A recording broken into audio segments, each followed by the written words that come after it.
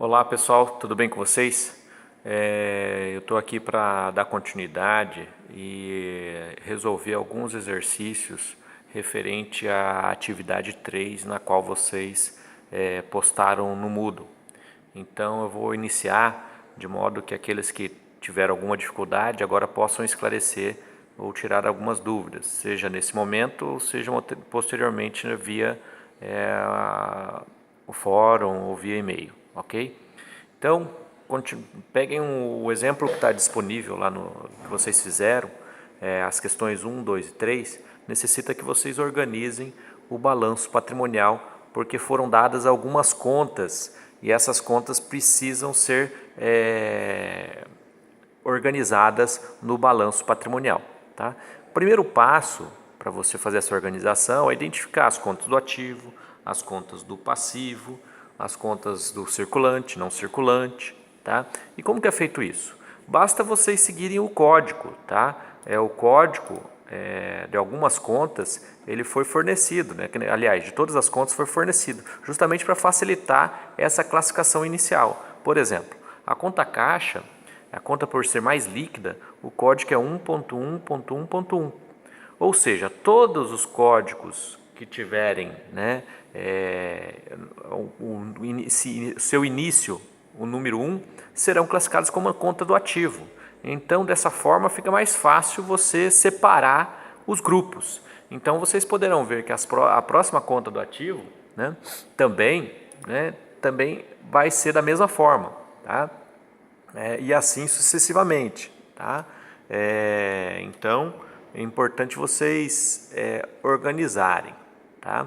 Então, o primeiro passo, para facilitar, eu já deixei aqui mais ou menos organizado, para a gente ir um pouquinho mais rápido. Tá? Vocês podem ver que as contas 1.1 serão classificadas dentro do ativo circulante. Tá? E as contas 1.2 serão classificadas no ativo não circulante. Tá? Então aqui vocês tinham que fazer essa classificação, essa organização na verdade. Tá? Se vocês observarem, o plano de contas ele separa por códigos e esses códigos, de certa forma, ele ajuda a sua interpretação e organização. Tá? Então, na hora que vocês estiverem montando o ativo não circulante, a única conta que vocês têm que prestar, uma das contas que vocês têm que prestar atenção é a depreciação, que ela ao invés de aparecer positivo, ela aparece negativo. Tá? E daí depois somar cada uma delas. Tá? Vocês façam o somatório, tá, dos itens para ter o subtotal das contas. Tá? Então nós chegamos aí, identificando as contas do ativo, chegamos a um total aí de 2.350, somando ativo circulante mais ativo não circulante, ok? Então continuando, as contas do passivo, então como eu disse, terão código 2, então fica fácil organizar, só falta organizar a sequência, né? Colocar em ordem, de modo que você facilite a sua compreensão. Tá? Feito isso, você já irá facilitar na resposta das perguntas que estão sendo requeridas. Tá? Passivo não circulante serão aquelas contas 2.2, tá? O valor está ali. Então era dessa forma que vocês teriam que organizar para estar facilitando a resposta e encontrar o resultado, ok? Então, dessa forma, nós temos algumas contas ali. Tá? Com as contas que foram dadas, você não consegue encontrar o saldo patrimonial. Tá? Mas, a primeira pergunta que é feita é o seguinte, o passivo, questão 1, o passivo não circulante soma em reais quanto? Então, o passivo não circulante é esse aqui, né, R$650, né, demonstrado por esse item alaranjado aqui. Essa era a resposta. Então, a próxima pergunta. Questão 2. O patrimônio líquido apurado. O patrimônio líquido nós não temos. Está aqui. É esse ponto de interrogação aqui. Então, que vai demandar um cálculo. O cálculo você pode utilizar pela fórmula. Tá? A fórmula utilizada nessa hora é o ativo menos o passivo, né? Na contabilidade pública, ativo real menos passivo real, tá? Isso você consegue encontrar a resposta. Então vamos lá, tá? tá? O ativo real nós temos que é 2.350, o passivo real que nós já calculamos é o item acima 1.000, tá? Diminuindo o ativo real menos o passivo real, nós chegamos no item do saldo patrimonial que ele pretende, tá? Então, 1.350, tá? Essa é a resposta da questão 2. Questão 3. O ativo fixo líquido apurado. Qual que é o valor do ativo fixo? É o valor do ativo imobilizado menos a depreciação, tá? O valor do ativo imobilizado menos a depreciação. Então, vamos fazer essa conta.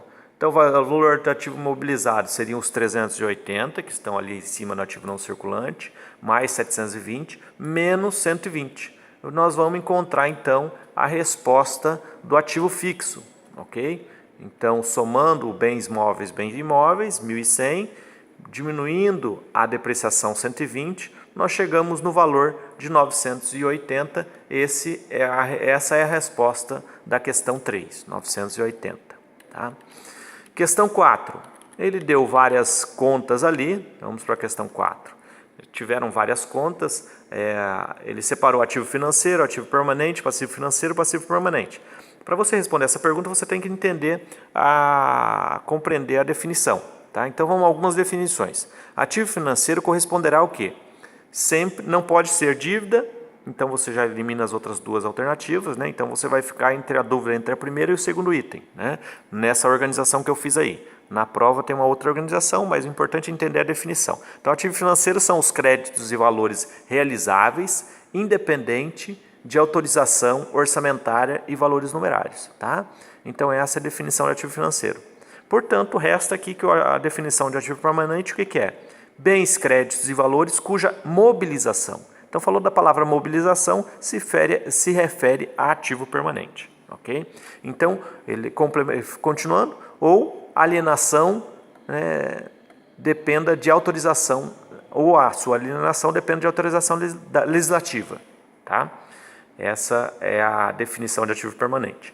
Passivo financeiro são dívidas fundadas e outras cujo pagamento independa de autorização orçamentária, tá? Então, essa é a resposta da alternativa 3, tá?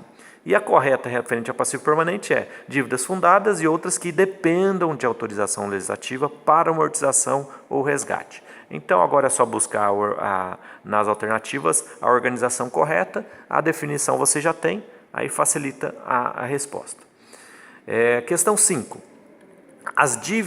Quanto às dívidas decorrentes de operações de crédito de prazos inferiores a 12 meses, cujas receitas tenham constado no orçamento, devem fazer parte do balanço patrimonial. Está falando de dívidas decorrentes de operações de crédito, então as dívidas faz parte do balanço patrimonial, especificamente do grupo do passivo. Mas qual conta do grupo do passivo? O grupo do passivo financeiro, ok? Então essa é a resposta, tá?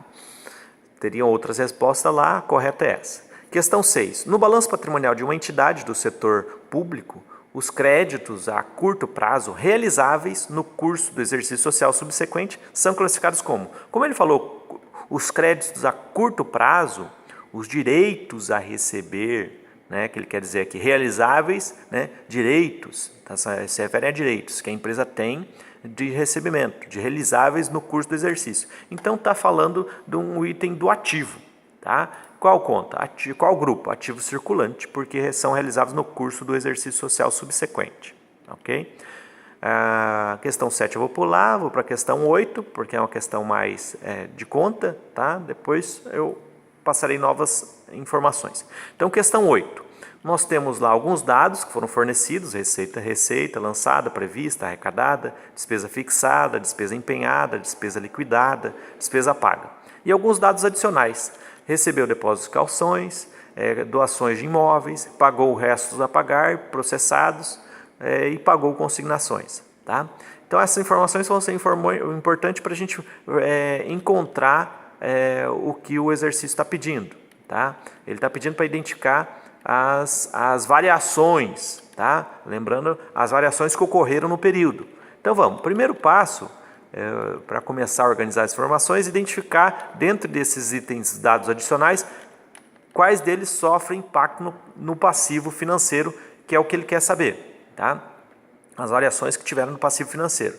Então essa aqui é uma conta, né, recebeu doações, recebeu depósitos, calções, é uma conta do passivo financeiro porque você vai ter que devolver esse valor recebido, tá? Então vai gerar um passivo financeiro, tá? As doações não têm impacto, né? Não acontece nada. O pagou o restos a pagar sofre impacto, né, no passivo financeiro. E pagou consignações também sofrerá impacto no passivo financeiro. O que a gente tem que ver qual sofrerá impacto positivo, qual será negativo. Então, continuando aqui, tá? Além disso, nós temos a parte daquelas contas ali em cima, né? Receitas e despesas, né? Mas ele quer saber como as contas que impactaram o passivo financeiro, nós vamos focar nas despesas. Então, para a gente identificar os restos a pagar processados ou não, né? Nós precisamos conhecer primeiramente a despesa empenhada. Qual o valor da despesa empenhada? Lá em cima nós temos o valor da despesa empenhada, ok? Então, o valor da despesa empenhada corresponderá a 790 mil. Além disso, ele tem a informação de despesa paga, tá? Então, despesa paga, valor 750. Confrontando um com o outro, né, diminuindo um pelo outro, você obterá os restos a pagar processados no período, tá? Então, nós vamos ter aqui um resultado de 40 mil. Então, esse resultado, né, impactará o passivo financeiro, ok? Seguindo aí, nós temos o quê? Esse resultado, como eu disse, impactará o resultado do próximo exercício e, além disso, nós temos que considerar as contas dos dados adicionais, tá? Dentro das contas dos dados adicionais, nós temos lá um exercício que quer saber qual a variação do passivo financeiro. Então, vamos lá. Nós temos o seguinte ponto, restos a pagar, na ordem de 40 mil que nós acabamos de calcular. Temos também depósito em calção. Esse aqui, como eu disse, é um passivo financeiro. Positivamente, você vai aumentar o passivo financeiro. Como tivemos alguns pagamentos de restos a pagar, nós vamos ter diminuições do passivo financeiro. Então, diminuições na ordem de 7 mil e diminuições do pagamento de consignação na ordem de 1.000. Tá? Então, a variação do passivo financeiro corresponderá à somatória, a diminuição desses itens aqui, na ordem de 32.500. Então, essa é a alternativa. Finalizo a apresentação de hoje. Aguardo novas informações no próximo vídeo. Bons estudos a todos.